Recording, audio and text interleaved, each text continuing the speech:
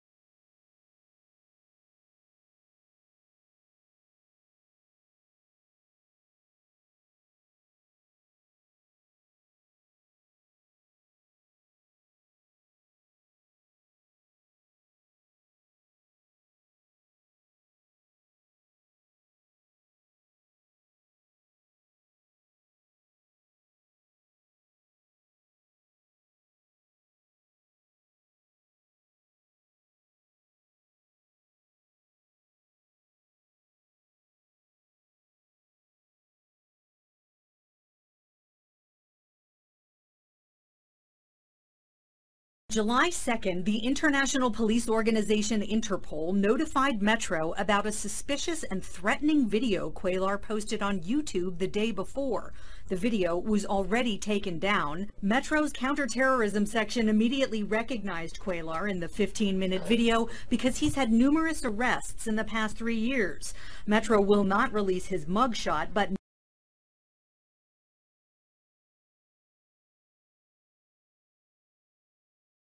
according to the police report, Cuellar is seen holding up 2 rifles. He says several times he is going to kill people, and he cannot wait to use the rifle in a manner in which the founding fathers intended. Metro says it may have stopped a mass shooting before a shot was fired, and tonight a man accused of going on YouTube and making terrorist threats is behind bars.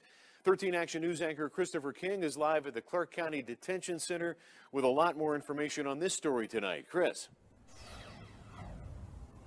And Steve, Bryce Cuellar will have a lot of time to think about the charges against him. He's being held here right now at the Clark County Jail tonight. And this is the arrest report, and it is chilling. It says that Cuellar was tired of America and would soon begin killing. Tonight, we try to speak with a woman connected with Cuellar, but she was in no mood to talk.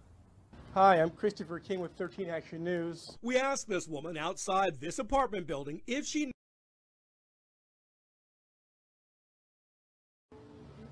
Wow, you don't even have your facts straight on this. But she would not answer our questions, only telling us we don't have our facts straight. But what are the facts? You need to leave us alone. So we give her the chance to set the record straight. Did he make any terrorist threats?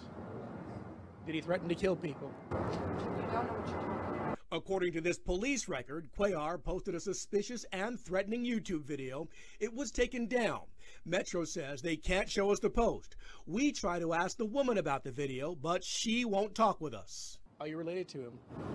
You need to go. I'm not talking to you. You need to go. Metro confirms they and Henderson police arrested Cuellar several times over the past 3 years. Neighbors confirm this picture is from his Facebook page. According to the police report, the video shows Cuellar holding up 2 rifles. He says several times in the video he's going to kill people and cannot wait to use the rifle in a manner in which the founding fathers intended. According to the report, Cuellar claims he's a Christian warrior who wants to kill gays and lesbians and Satanists.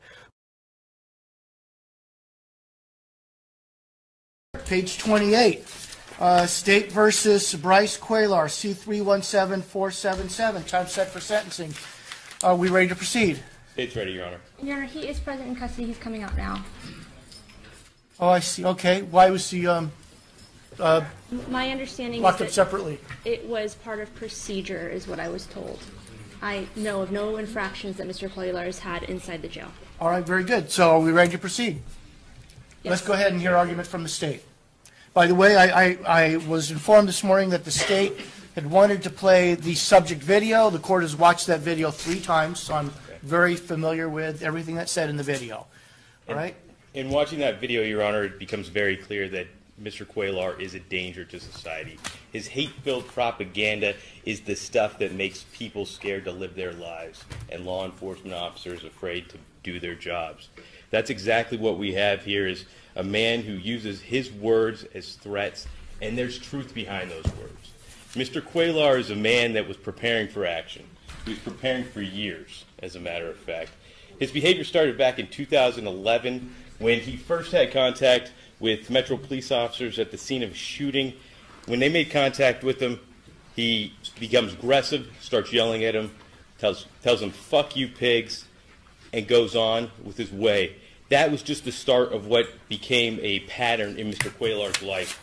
In 2011, May 2011, there was a call where Mr. Cuellar had jumped into an apartment complex that had a high volume of residential burglaries. He was trying to avoid police officers who had made eye contact with him, and they stopped him. Upon being stopped, he begins yelling at them, calling them communists, telling them that once revolution begins, it's going to be a bad day for police. Your Honor, I'm going to object to any of this information coming forward as if it's prior bad acts that they're trying to use or an aggravator. This isn't anything that's included in the PSI report. This just shows a pattern of history. Let me get an offer of proof from the state. Where's this coming from? This is coming from police reports generated by the police departments who he's had contact with in all of these matters, Your Honor. Well, but how do I know that the information you're providing, how do I know the context in which these prior alleged bad acts occurred and what action was taken? It's a lot of argument with no substance behind it, no proof behind it. It's not contained. If it's not contained in the PSI, then defense counsel wouldn't have known you were going to argue these things? Well, they could, Your Honor, because it is contained in the PSI in that it shows he's been arrested and cited for all these offenses, which is listed right there in the PSI underneath the battery DV conviction of 2016. Though it might not have the exact facts that I'm telling you right now, these offenses are in there. And specifically the one I was just speaking to you about, he was... I see the domestic battery July of 2016. And right under that, Your Honor, it says he's also been convicted of these offenses. I have obstruction, police officer, false information to police officer, resisting arrest, and these are all misdemeanors, Your Honor. Possession of dangerous weapon, which is the incident that I'm currently telling you about, Your Honor. Well, tell you what, I'll let you argue it, okay. And I'll give it whatever weight I deem appropriate. Absolutely, all right? Your Honor. Well, the significance of him calling these police officers communists is huge, given that he also lists as one of his activities on Facebook an anti-communist volunteer militia.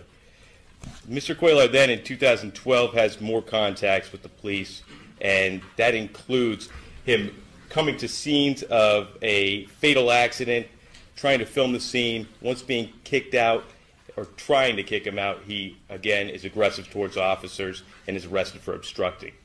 He got credit for time served on that. That's also located in the PSI, Your Honor.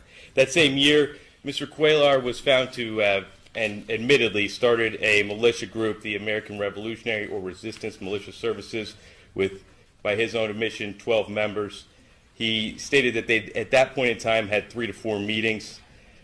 Then to 2013, he's arrested 2 more times, false info to a police officer and resisting a police officer. In 2014, once again obstructing a police officer, again trying to film the scene of a crime that he's not even involved in, just a pattern of behavior. Then in 2015, on September 2nd, 2015, Mr. Cuellar posted a video on his Facebook that included clips which state, "Arm up America, kill any cops or government agents who try to disarm you."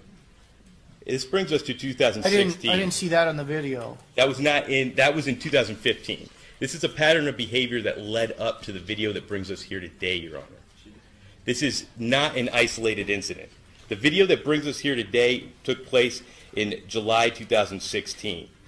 That day, July 1st, 2016, Mr. Cuellar filmed that video inside his apartment. You've watched it. Yes, sir. You've seen what he was saying in there, how he was ready to kill, and showing off his sniper rifle and his AR-15 as the weapons he's going to use to do that. These are not idle threats, Your Honor. And I submit to you that also posted on his Facebook is a large amount of ammunition, if I may approach. Here, I'm going to object to all of this as well as not being relevant to the video at hand. And it's all been provided to defense counsel. Overrule the objection, but let me go ahead and hear your argument. This right here, 10,000 rounds of Liberty bullets, as Mr. Cuellar called them. This is just sign after sign that this was not an idle threat put out over the internet. These were real threats meant to really scare people and telling people what's going to happen. That at some point in time, Mr. Cuellar is going to take action. Okay. Now, it didn't stop there. After Mr. Cuellar was arrested and in jail, he made contact with individuals on the outside who then began posting things for him on the internet, keeping his YouTube account and his Facebook page alive, and sending out his jail calls over the internet. In those jail calls, Mr. Cuellar talks about how the law enforcement officers involved in this case, and specifically the lead detective, is a demon and possessed, which has absolute significance in this case, given that in his video he talks about killing Satanists. I don't think it can be any more clear who he plans to kill, who those Satanists are, than when you put it in context and you show the lead detective in this case, he believes, is a possessed demon. This YouTube video was posted time after time, were YouTube videos posted, of Mr. Cuellar calling his individuals on the outside and him telling them his ideology, his ideas, including one most recently on November 1st, 2016, entitled Bryce Cuellar Prepares for Spiritual Warfare. I have a screenshot of that video, Your Honor, and I can direct you to it on the internet. He says, though he was drunk in the video, his whole rant was about traitors in government. And despite being drunk in the video, even now being sober, he says that he doesn't see a problem with targeting traitors in government. The problem is his definition of traitors in government. His definition includes the lead detective in this case, any law enforcement official who has arrested him. The police officers back in 2011. That's not what he said in the video. It's an assumption you're drawing based on stuff that happened after he was arrested. It just goes to show his state of mind. It goes to show what he meant behind the words that he was saying, Your Honor. All right, let me hear more. So, in addition to the videos that were posted online, there was also a rap or a poem that was posted by Mr. Cuellar, and I have a copy of that. Would you say a rapper poem? A rap or a poem. Rap, okay. I have a copy of that if I may approach. Okay. Thank you. Has Ms. Pensabeni seen this? Yes, I provided her a copy. The front page is just a copy of it, and then it goes on. Hold on. She's saying Before we something. go forward, I see a date here of October 3rd. However, yes. I don't know if it's 2016. And, Your Honor, I would note that on October 3rd, 2016, Mr. Cuellar was incarcerated at Clark County Detention Center. Right. These are his words as posted by his people on the outside, Your Honor. And, Your Honor, I don't think that this is something that we can verify at all. We have no idea who's posting it. Obviously, it's not Mr. Cuellar. He's incarcerated. So this isn't a post by Mr.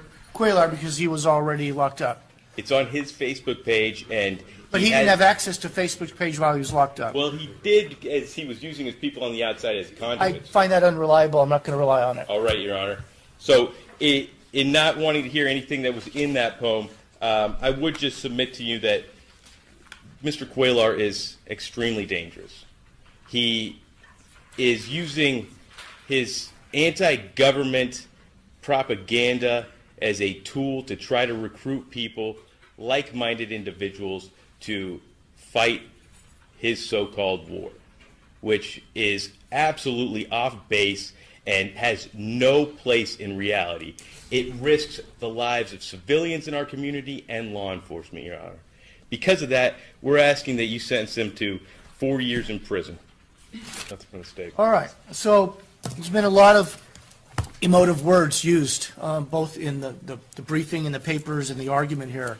You know, on the one side, we have the state basically painting the defendant and accusing the defendant of being a domestic terrorist. On the other side, we have the defense counsel in sentencing memorandum and suggestions today that this is being treated as a thought crime.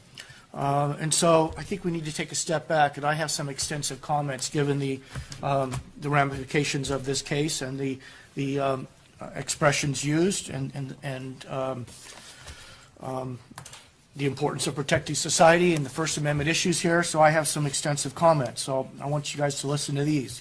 Mr. Cuellar is a YouTube blogger with over 160,000 followers who seem to be right-wing, faith-based, strong believers in fundamental rights recognized by the Bill of Rights, but followers who have become deeply disillusioned with government, believing government is corrupt and that certain groups within government are seeking to destroy our freedoms, including taking away our First and Second Amendment rights. Mr. Cuellar seems to be sort of a spokesperson for this group of followers. What brought him here before the court is a drunken rant that went far beyond constitutionally protected political speech and into the realm of criminal threats. Some of the things that he did, as evident by the video, he displayed his assault weapons and body armor. By itself, that's not a crime. He said he's going to use his rifles to protect himself from tyrants and Satanists. He said at the right time he will kill some Satanists. In fact, he repeated that over and over. He's going to kill Satanists. He never actually defined Satanists, but we have some indication in some of his other speech on the video. He said that those who live by the sword will die by the sword. And he said, then he expressed why. He said, because you want to murder people. And then he mentioned FEMA concentration camps, and people want to do him harm. One could view his statements as suggesting self-defense. Unfortunately, though, he goes on further and expresses great profanity against towards gays and lesbians and has slurs towards gays and lesbians. And one could also ascribe to his video that he's including gays and lesbians within his broad definition of Satanists, although that's not entirely clear. He says he's done with this earth. He's ready to pull the trigger. He says this is not the America that the Founding Fathers gave us. And then he complains, and please excuse my language, but repeating what he says, that faggots, lesbians, and homosexuals run this country, and they want your guns. And then he says, he looks into the camera and then tells his followers, fight back, you effing cowards. And so the general mood of this entire rant, I could see it as somewhat intimidating. Not to any particular group other than the LGBT community, but certainly intimidating to the LGBT community if they were watching it. And perhaps it would also be intimidating to anybody who's trying to deprive a person of their constitutional Second Amendment rights and seeks to interfere with the defendant's ability to exercise those rights. Now, defense counsel, on the other hand, as well as many of the writers in over 100 letters that I received, support the defendant and have questioned the legitimacy of the charges, confirming that the charges are really thought crimes. And they draw analogy to George Orwell's 1984. And the charges here do implicate the First Amendment. First Amendment was made applicable to the states through the 14th Amendment, and it provides that Congress shall make no law abridging the freedom of speech. The hallmark of the First Amendment is to promote the free trade of ideas, even ideas that the overwhelming majority of people might find discomforting, offensive, or even frightening. But the protections afforded by the First Amendment are not absolute. In fact, from 1791 until the present, the United States Supreme Court has permitted restrictions on the content of speech in few limited areas. One of these areas of constitutionally restricted speech is known as true threat. True threats encompass those statements where the speaker means to communicate a serious expression of an intent to commit an act of unlawful violence to a particular individual or group of individuals. Very recently, our Chief Justice of the Supreme Court, Roberts, in 2015 said in Ilanis versus United States, 135 Supreme Court 2015, or 135 Supreme Court 2001 in the date 2015 said, true threats inflict great harm and have little, if any, social value. A threat may cause serious emotional stress for the person threatened and those who care about that person, and a threat may lead to a violent confrontation. It is true that a communication containing a threat may include other statements that have value and are entitled to protection, but that does not justify constitutional protection for the threat itself. Nevada statute NRS 202.448 criminalizes true threats. The statute doesn't punish mere thoughts. The plain language of the statute creates a specific intent crime. The state must prove that a defendant made a threat, subjectively intending to injure, intimidate, alarm, or cause unrest or panic. The court finds that NRS 202.448 is constitutionally permissible under the First Amendment. Now, the Ninth Circuit Court of Appeals has held that in determining whether a defendant's speech constituted a true threat, a court must consider not just the words that are spoken, but also the context in which the communication was made. That's U.S. versus Havelock 664 F. 3rd 1284, Ninth Circuit 2012. In most cases where courts have found that speech constituted a true threat, the threatening speech was targeted against specific individuals or communicated directly to the subject of the threat. Fogel v. Collins, 531 F. 3rd 824, 2008. By contrast, speech that can be characterized as political rhetoric or hyperbole, particularly such speech not directed at specific individuals, is protected. An illustrative case is NAACP versus Claiborne, 458 U.S. 886, 1982. In that case, a person said, quote, "If we catch any of you going in any of them racist stores, we're going to break your damn necks." The court held that that language was protected. In this case, we know that the statute is unconstitutional. The video posted by the defendant supports the charges brought against him. The defendant pled guilty, and the defendant has signed a guilty plea agreement. So now the court turns to the specific facts of this case to determine the appropriate sentence. And as required by the Ninth Circuit, I must look at the entire context, not just the words used. Defendant's speech was in fact threatening. He threatened to kill Satanists. And as he complained that the Satanists, which he said, which could arguably be interpreted as including gays, lesbians, and homosexuals, were taking away his First and Second Amendment rights. Defendant also threatened to start a civil war.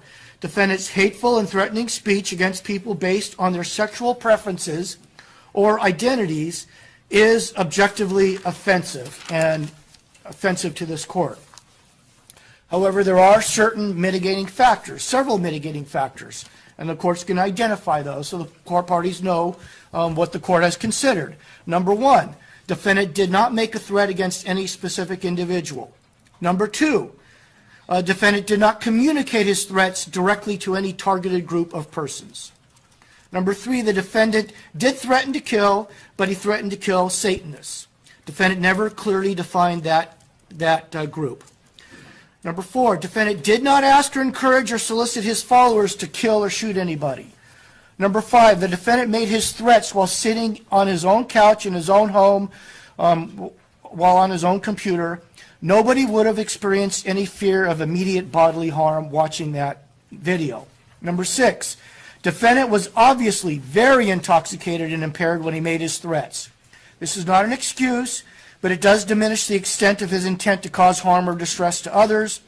And drunkenness followed by extremely horrible events in his life is what actually occurred here. He had a wife's miscarriage, he lost housing, he had his truck stolen, and he recounted all that on the video.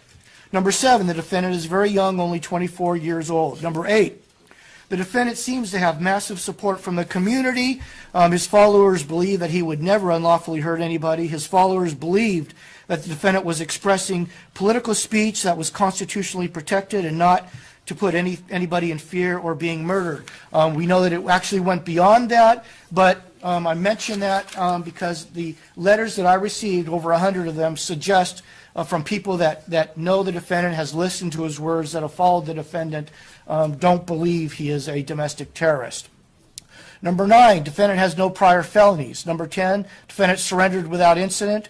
Number 11, P&P recommends probation. Number 12, the defendant has already spent 124 days in jail. Finally, the court finds that the video, it did arguably include some politically protected speech. Defendant did mention issues involving the First Amendment, the Second Amendment. He complains about immigration. He complains about searches and seizure. He complains about the safety and security of American citizens. In sum, defendant engaged in offensive, hateful speech. He deserves to be punished. all right? But he's not a domestic terrorist, and the punishment must be commensurate with the degree of culpability and not inflated due to the offensiveness of the content of the speech. For these reasons, the court accepts the recommendation of PNP. Defendant is adjudicated guilty of count 1, sentenced to 19 to 48 months. Nevada Department of Corrections. The court puts the defendant on probation for an indeterminate term not to exceed 4 years. Defendant shall be permitted to continue his YouTube channel and blog, but his speech will be subject to scrutiny by PNP. He must avoid making any threats to kill. He must avoid making any threats to harm. He must avoid threats to harm immigrants, gays, lesbians, or anybody else. And he must not display any weapons. Mr. Cuellar, do you understand these terms and conditions? I do. You agree to follow those terms and conditions? Yes, Your Honor. All right. Anything else? From the state, Your Honor. Counts 2 and 3 are dismissed.